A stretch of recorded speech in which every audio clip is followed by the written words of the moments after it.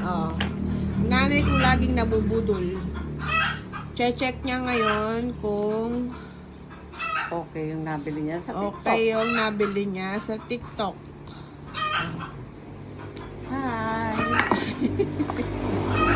Mga katropa. Alam nyo ba? Na 58 pesos ko lang ito nabili sa TikTok. 58 pesos lang ba yan? Oo. Sige nga, try nyo nga. Try Paano natin. gagamitin? Oo. Nakita ko, ganyan lang ang ginawa. Oh. Uy, umalpak ka. Oh. Ano ba yan? Oh. Oh.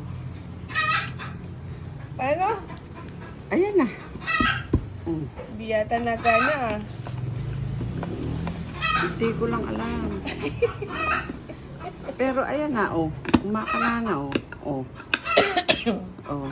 Mas matibay, mas magaling ito kaysa sa pangkaraniwan nating. Ang tagal na. Ang tagal naman. Budol ata ito ah. Oh, Palpak! hindi ako marunong. Kaya lang eh. Ganun lang eh. Ah? Ginaganon lang nung nakita ko. Oh. Budol yan. Yan ay budol. Oh. Ito ay budol. Ha? Hindi makabukas. Ha. Ala.